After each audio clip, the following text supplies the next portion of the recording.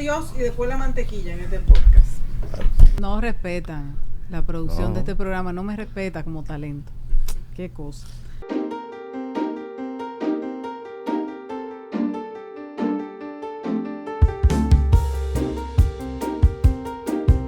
Señores, bienvenidos a otro episodio de Magazine Jurídico, el podcast.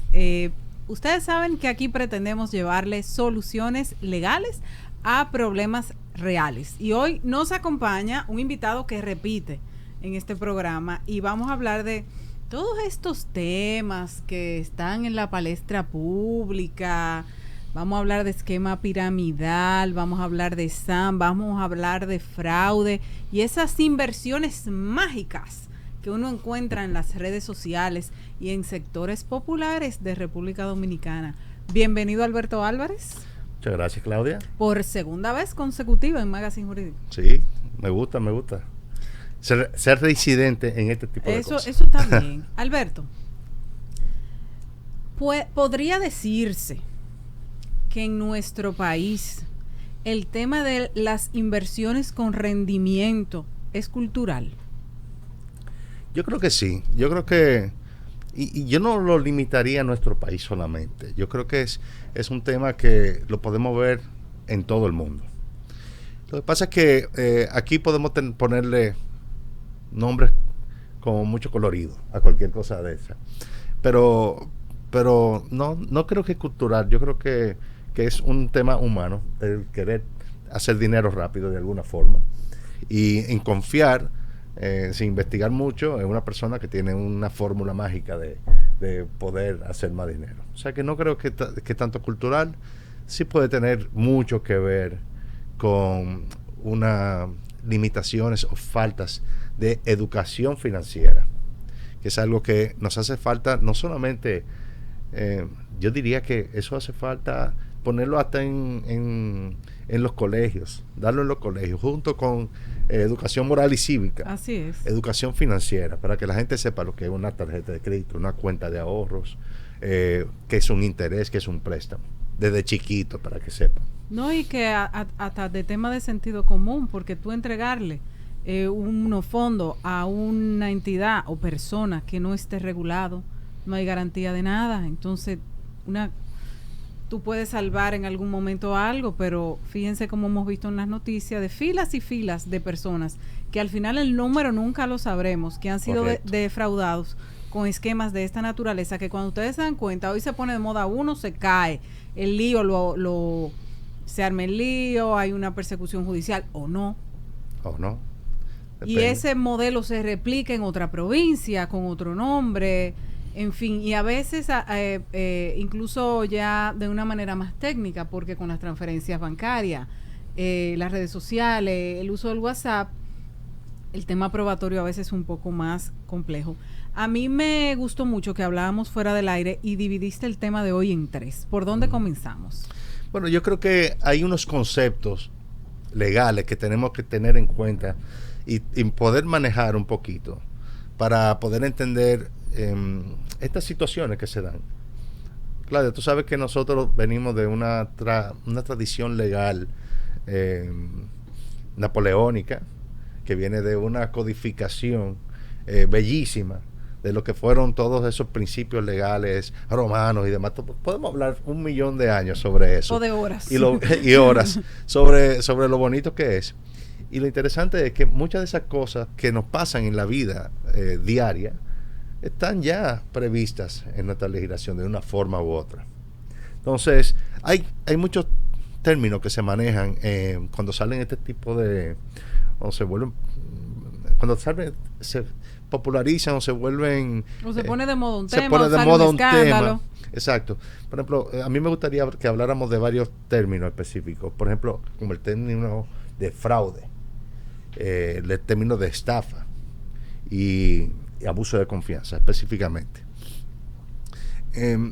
Nuestra legislación prevé lo que es una estafa y la prevé como una maniobra, un empleo, cuando alguien emplea una serie de maniobras fraudulentas con la intención de engañar a alguien, a otra persona obviamente, para que le entregue valores ya sea dinero, ya sea servicios, ya sea bienes, inmuebles, lo que sea, y hacerse propietario de esa, digamos, hacerse de ello o beneficiarse sin devolverla. El fraude, si nos recordamos de toda esa clase que dimos en la universidad, el fraude es la intención de hacer el daño, la intención de engañar, y siempre tiene que estar en estas situaciones para que se pueda considerar que ha habido una violación a la ley. También tenemos temas como la estafa colectiva, que es cuando no se hace solamente el fraude a una persona en particular, sino que se hace al público en general. Todo eso está previsto en nuestro Código Penal. Yo no soy penalista, pero esas son cosas que están previstas en la ley. Y para quienes nos dan seguimiento por YouTube o a través de las redes sociales, que no necesariamente sean abogados, lo que también le queremos transmitir con eso es que no son conceptos nuevos que tú lo tienes que salir a regular. Todo esto existe.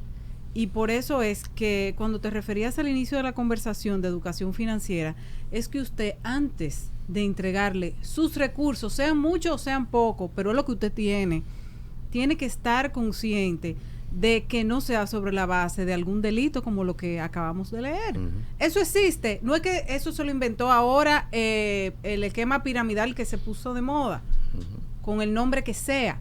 Es que eso de por sí, históricamente, no solamente en República Dominicana, ya ha ocurrido. Ha ocurrido a través de esquemas como eso, de esquemas bancarios, de esquemas de financieras. Recuerden los años 80 y 90, claro, que todos los meses caía una diferente. Entonces, nuevamente los conceptos los tenemos que traer, porque no necesitamos una legislación para eso. Eso existe ya.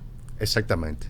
Otro tema que existe también, otro, digamos, delito o crimen que está tipificado, que es el abuso de confianza. Es cuando alguien voluntariamente le entrega a otra persona en depósito, que va voluntariamente, no ha sido maniobrado ni engañado para que haga esa entrega. Pero se le entrega con un propósito específico, para uso determinado, y esa otra persona lo usa para el beneficio propio o para un uso distinto al que fue hecho. Eso se llama abuso de confianza. Sucede constantemente. Pero bueno, ahí tú preguntabas si había un tema cultural con esto, de este tipo de estafas y de esquemas financieros. Y la realidad es que hablábamos también de la falta de educación financiera, pero incluso en gente multimillonaria ocurre este tipo de cosas. Lo vemos famoso con el tema del esquema Ponzi. El esquema Ponzi es un esquema de inversión fraudulento en el que un operador paga unos rendimientos a las inversiones de un capital que le es entregado, y es por nuevos inversionistas, ¿verdad? Inversionistas entre comillas. Y como paga ese retorno, es buscando otros inversionistas. Claro. No haciendo inversiones con esos fondos para hacer una inversión legítima. Sino aumentando la pirámide, aumentando la base. Yo tomo dinero tuyo, ¿verdad? Y te prometo que te voy a pagar el 20, el 30, el 50% en tanto tiempo. Y lo que hago para pagarte eso es buscar dinero de otra persona, otros inversionistas nuevos, a quien yo le digo, te voy a pagar X tanto por ciento en tanto tiempo. Llega un momento en que eso se hace insostenible, ¿verdad? No hay una regulación, no hay un verdadero esquema contable, ni fiscal, ni de inversión legítimo. Y entonces llega el punto donde probablemente los primeros inversionistas sí recibieron su retorno, pero los segundos, los terceros o los cuartos eventuales ya se van a quedar enganchados. Eventualmente eso va a suceder. Se llama esquema Ponzi por una persona con ese apellido que al principio del siglo XX comenzó a hacer ese tipo de digamos, abuso de confianza, estafa o estafa colectiva, y se hizo muy famoso. Uno de los más quizás famosos fue el caso Maddox, donde hasta Steven Spielberg Había dado dinero. Había dado dinero. Así o sea que es. eso es lo que quiero ilustrar un poco. No se trata de personas que están engañando a personas que tienen poco conocimiento siempre. Se trata de cualquiera cae en este tipo de esquemas. Entonces, ¿qué es lo que uno le puede decir? Lo que tú decías, haga su tarea, vea quién es la persona que le está ofreciendo estos retornos fantásticos a su dinero. Si es una persona regulada, si es una entidad regulada, Claro. si es un banco. Y piense, ¿por qué el banco no le puede dar su interés? Exactamente. Por algo será. O sea, ahí hay un riesgo que usted se está tomando. Mientras hablaba, también recordaba, el tema cultural es significativo cuando tocamos estos temas. Oye, ¿por qué? Nuestro país tiene una cultura grande en juegos de azar, importante, sí, que está impactando significativamente en la economía nacional. Váyase a cualquier pueblo y usted va a encontrar, y usted puede jugar como cuando uno jugaba cepillo en los 80, cuando uno iba en la carretera aburrido. Usted puede ahora jugar banca, a ver cuánta usted encuentra y entre distancia, que es algo sumamente preocupante. Legales e ilegales. Correcto. Eso es lo primero. Y también, el tema del manejo de las inversiones, que fue por donde comenzamos hablando, pero los juegos de azar impactan y hay gente que incluso le puede entregar el dinero a alguien que diga que tiene poderes mágicos o hechicería para multiplicar el dinero. Entonces, culturalmente en República Dominicana la gente cree que puede multiplicar el dinero de alguna manera que sea más rentable que la vía tradicional. Sí, y eso limita mucho también la capacidad de acción de las autoridades también. Eso lo hemos visto en casos recientes, donde las autoridades dicen, bueno, espérate, yo no puedo actuar muchas veces o porque simplemente no tengo una persona que se esté quejando efectivamente, o porque hubo una entrega voluntaria. Nadie, ¿verdad? Los detalles ya se van complicando. Sí, así es. En los casos particulares. Cada caso es distinto.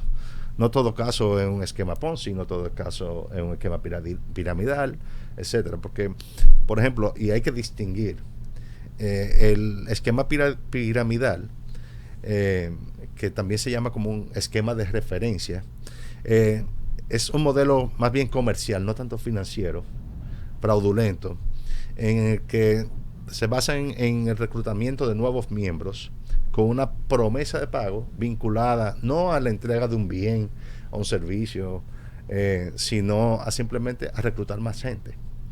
Igualmente se vuelve un esquema insostenible. Sí, que llega un momento que hay un punto de quiebre. Esos son denominadores comunes de todos esos casos. Alberto, ¿y el tema impositivo? Porque hay una evasión fiscal evidente. Ciertamente, eso, muchas de las cosas que ofrecen estas personas cuando quieren provocar que alguien le entregue su dinero para hacer estas inversiones, una de esas promesas, esto es tax free, esto es libre de impuestos, esto no pasa por DGI. No le dé el dinero al gobierno, que se lo van a robar, tú me lo pones aquí, yo te lo multiplico, todo eso que tú mandas de Estados Unidos, ven, que yo te doy tus réditos cuando tú vienes de vacaciones, todas esas son las dinámicas que usan. Correcto, además se aprovechan también en muchas ocasiones de personas que pueden que no tengan un acceso al sector bancario. Que no estén bancarizados. Que no estén bancarizados. Eso es sumamente peligroso, obviamente. Y normalmente, como tú dices también, y como hablábamos de la falta de educación, esa falta de acceso al sector bancario provoca que mucha gente no tenga más alternativa que llevarse de lo que le dijo su vecino, lo que le dijo su mamá, lo que le dijo el primo. Hasta entendiendo que está ahorrando por esa vía. Hasta entendiendo que está ahorrando. Pero al final, quizá un mensaje que cada quien debe llevarse cuando va a hacer ese tipo de inversiones con su dinero es: si es demasiado bueno para creerlo, no lo crea, ¿verdad? Podemos estar llenos de todos esos refranes que nos decían de niños sobre sabiduría financiera, pero ya más general. Pero en realidad no hay dinero fácil. Eso es lo que habría que decir. Pero, por ejemplo, hay muchas... El esquema piramidal, de paso, me gustaría decir que se parece mucho, pero es distinto a la una práctica muy legítima que se llama la práctica de marketing multinivel, que es perfectamente legítimo porque ahí sí hay un intercambio de bienes o servicios. Sí, ¿verdad? ahí sí hay unos productos que, Sí. que son tangibles. Y hay una formalidad, hay pagos de impuestos, hay todo ese tipo de cosas. Pero, oye, ¿cuántas veces no hemos oído hablar de los famosos SAN? O sea, Ay, Alberto, ¿qué tú tienes en contra de los SAN? Espérate. Que es un medio de ahorro en todas esas oficinas. exactamente. No solamente en la oficina, en familias. Yo recuerdo que mi La mamá... tía que tiene el primer la número. tía, exactamente. Pero los SAN es distinto a todo este tipo de cosas. Claro, se hacen, es como un sistema de ahorro comunitario, como tú dices. Se hacen normalmente en grupos muy pequeños y donde hay un ambiente ya de confianza, ¿verdad? Entonces tiene muchas cosas positivas, porque por un lado, si tú eres la primera persona que te lo saca, entonces tiene un préstamo a muy bajo costo que sacaste al principio. Y si eres la última persona que te lo saca, que va a recibir los fondos, pues se vuelve, en vez de un préstamo, se vuelve una forma de ahorro. Así. Okay. O sea que es una forma interesante de comenzar a entender lo que es un sistema financiero muy básico, pero basado en confianza y basado Pero hay gente en que se ha comprado su carro ahí ahorrando con su SAN. El inicial lo dan con eso. Exacto. No, incluso hay instituciones que han ofrecido eso como una idea de marketing para algún producto financiero que tienen. Sí, sí. Ahora, veámoslo como lo que es. Es un sistema muy informal, de montos normalmente pequeños y basado en una red de confianza normalmente familiar o de amistades cercanas o un lugar de trabajo. Si es demasiado para lo que usted puede contribuir, no lo haga, ¿verdad? No, porque si eso se descuadró, el que le toque esa semana o ese mes, Así mismo. la cosa se complica. Otro refrán: no ponga todos tus huevos en una misma canasta. Ese refrán de mucha sabiduría, pero al final tiene esa intención de educación financiera, ¿verdad? Pero en fin, todo esto me gusta que esté sobre el tapete, porque creo que el tema de la educación financiera, como te dije al principio, es básico para que la gente comience a entender cómo se comporta con su dinero, cómo hace que su dinero trabaje efectivamente y no tener siempre el cobrador atrás. El cobrador siendo quien sea, la tarjeta de crédito, el banco. Tú sabes que nos acompañó hace unos cuantos podcasts Juliana Ramón, sí, de la Superintendencia de Bancos, y ella lleva toda la parte de pro usuario. Y hablamos aquí de la aplicación, hablamos de todas esas jornadas de educación financiera que ellos están desarrollando precisamente para que la persona se empodere de su crédito y de su conocimiento y de qué puede hacer con su dinero. Ahora bien, tú mencionabas algo muy importante: hay personas que no están bancarizadas. Correcto. Y eso es algo que hay que superarlo. En su participación ella comentó que la superintendencia logró que diferentes instituciones financieras crearan productos, por lo menos básicos, para que una persona tuviera por lo menos una cuenta en el banco. Porque eso, si es una persona que perdió su capacidad crediticia o que nunca ha tenido acceso o que porque tiene ese cicla quemado en los bancos no le daban apertura, por lo menos han logrado productos que de una manera u otra van permitiendo que la persona se encamine por esa vía, y eso hay que desarrollarlo sobre todo en las provincias, porque queda mucha gente que no tiene acceso a la banca, y cada vez más con la implementación de la ley de lavado de activos y todas las leyes que tienen que ver con esta y con al final la debida diligencia, el tema del manejo de efectivo cada vez se va a limitar más. Entonces, evidentemente hay gente que siempre se va a manejar efectivo, pero ya se van a ir limitando las cantidades, se van a reportar operaciones sospechosas, y tú me dirás, no, a mí qué me importa si lo que yo me manejo son con 25,000 pesos y yo mejor tengo mi dinero abajo de mi colchón y no me pasa nada. Pero en algún momento vas a necesitar acceder a la banca, porque si no, no vas a crecer. Claro, y yo creo que debemos aprovechar toda esta todo el trabajo se está haciendo, o sea, el sector bancario está trabajando mucho para lograr esa integración. Es verdad que muchas veces yo creo que se percibe, hay una percepción de lejanía, de falta de confianza, y mucho más en ciertos niveles donde no tienen ese acceso financiero, de cierta desconfianza con instituciones como bancos, etcétera. Porque se ven fríos, grandes. Que lejanos, el banco se queda con todo. Que se quedan con todo. Sí, pero la realidad es que muchas de las razones por las que a veces es más difícil acceder al banco es porque tiene esas regulaciones, y esas regulaciones están a la vez implementadas para proteger el dinero que se le pone en las manos a los bancos. Es un tema ya sumamente complejo, naturalmente, pero interesante de que la gente sepa que esa desconfianza debe comenzar a cambiar como el chip. Mira, Alberto, y la información llega, la educación llega. Correcto. Te voy a poner ejemplos que han funcionado en nuestro país. El dominicano sabe comportarse en el metro, y aquí no había metro hasta los otros días. Exactamente. El dominicano le llega información sobre quienes multiplican los cuartos. Pues entonces, canaliza información para que le llegue sobre cómo evitar fraudes similares a eso. Pero hay que hacerlo de una manera u otra, porque toda la gente de cualquier estrato social se está manejando por aquí y le llega toda la información. Cualquier persona de cualquier edad te está manejando varios temas que se entera por las redes sociales, por la noticia, por YouTube. Entonces, hay que apostar a la educación financiera. Y hay un financiera. poquito de eso también, de que el que no sabe porque no quiere ver, ¿entiendes? Quiere creer en esas promesas irreales y superlativas de estas personas que buscan quedarse con su dinero en vez de hacer su tarea, ¿verdad? Así es.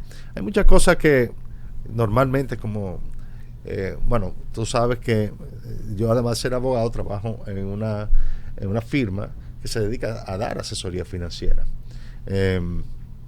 y a pesar de ser abogado tengo ese chip financiero siempre en la cabeza.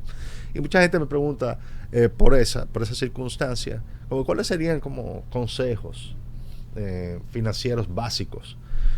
Mira, hay un concepto que se llama la relación de riesgo-rendimiento, que la gente debe entender muy bien. La relación de riesgo-rendimiento significa que mientras menos riesgo yo implemento al tratar de hacer crecer mi dinero, puede ser que menos rendimiento tenga. ¿Cuál es el caso del menos riesgo? Poner mi dinero abajo de un colchón. Cuando yo vaya en un año y vaya a ver el dinero que tengo abajo del colchón, va a ser exactamente el mismo dinero que yo puse. Mocato, pero el mismo dinero que yo puse al principio. Máximo riesgo, porque es una relación directa entre riesgo y rendimiento. Máximo riesgo, hay posiblemente el rendimiento es mucho más alto, pero tienes que entender que si el rendimiento es mucho más alto, o sea, el dinero que tú vas a recibir de la inversión que tú hiciste tan alto, también hay un alto nivel de posibilidad de que pierdas todo tu dinero o una gran parte. O sea que tenemos esos dos extremos. Para las personas más cautas, tienen que entender, buscar la forma de que esa relación riesgo-rendimiento sea una relación con la que ellos se sientan cómodas. Ok, yo no entiendo mucho del mercado de valores. No voy al mercado de valores, pero no voy a invertir en X tal cosa que no conozco. Dame un bono del Banco Central, ¿verdad? ¿Por qué? Porque el riesgo es el riesgo del país completo, no es el riesgo de una compañía específica. Exacto. ¿Verdad? Esos son conceptos que hay que comenzar a entender. Otro concepto es la diversificación, lo que hablábamos, de no poner todos tus huevos en una canasta. Pon tu huevo en una canasta, este dinero aquí en un sector inmobiliario, este dinero aquí en un sector financiero, este dinero aquí en algún producto o lo que sea. Diversificar, ¿verdad? Y ahora, afortunadamente, con el crecimiento del mercado de valores, pues hay mucho acceso a esa diversificación. Así es. Okay. Alberto, ¿y qué le podemos aportar a quienes nos están escuchando sobre cómo identificar cuando una operación es evidentemente fraudulenta o un esquema piramidal riesgoso, o como el caso de la mantequilla? Uh-huh. ¿Cómo la gente se da cuenta? Bueno, lo que yo recomendaría de primer plano es hacer su tarea, hacer una investigación. ¿Quién es usted? ¿A qué se dedica? ¿Qué acreditación tiene? ¿A qué organismo gubernamental se reporta? O si no se reporta, ¿por qué no se reporta a un organismo gubernamental? Si va a entregar su dinero a una persona, haga su tarea. Es importante. Es su dinero. Y usted va a requerir un retorno de ese dinero. O sea, hacer su tarea sería la primera recomendación. Y luego también el sentido común. Si suena demasiado bueno para ser verdad, es porque probablemente es demasiado bueno para ser verdad. Exacto. Posiblemente es mentira. Así que, señores, tenemos... Tú sabes, Alberto, que me llamó la atención mucho. Al final tenemos que hablar del caso que está sobre el tapete, que es el caso de la mantequilla en Sabana Grande de Boyá. De repente, a propósito de una denuncia de la Superintendencia de Banco, República Dominicana se entera que hay un caballero que está multiplicando los cuartos que le invierten. Y veíamos cientos de personas afuera defendiendo este señor que llegaba como un dios, repartiendo dinero, que se había hecho popular, pero evidentemente era un esquema piramidal, informal, y que la Superintendencia de Banco dio la voz de alerta no solamente para que esa persona se pusiera en contacto con las autoridades, sino también para que le dejaran de meter dinero, porque la gente seguía invirtiéndole. Es correcto. Sí, de nuevo, recuerdan cuando hablábamos del esquema Ponzi. Es un esquema donde tú prometes a un inversionista un retorno, un repago de su dinero con un interés mucho más alto de esa inversión inicial. Y simplemente tú preguntas cómo lo hace y te dice, yo tengo una fórmula mágica. Una fórmula mágica, yo te la tengo que explicar, el banco te está engañando. Exactamente, esa respuesta no creo que es suficiente para nadie, ¿verdad? Y para quien sea suficiente es porque no quiere saber. Entonces, ese esquema Ponzi, básicamente, que como yo creo que se clasificaría, es precisamente se llena de esas personas a quienes él sí les ha pagado el dinero que recibió de ellos y sí le ha pagado el retorno que le prometió. Ese fue el primer grupo. Ese fue el primer grupo.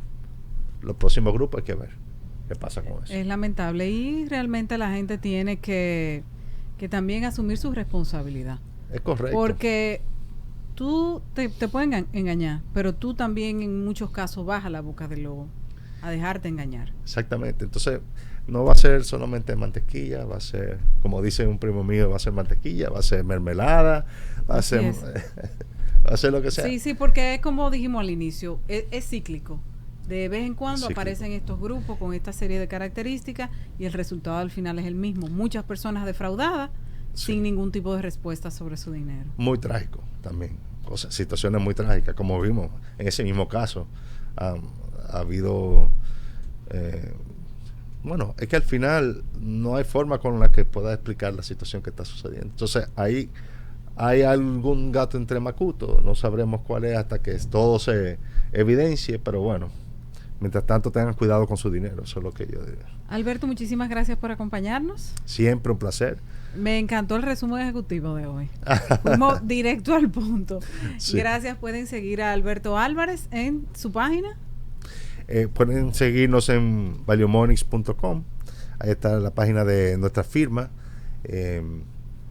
Y en las redes sociales de Value Monix también. Bueno, ahí está. Y es un colaborador fijo de Magazine Jurídico. Señores, gracias por acompañarnos. Ustedes y nosotros nos volveremos a encontrar en un próximo podcast. Eso fue Magazine Jurídico.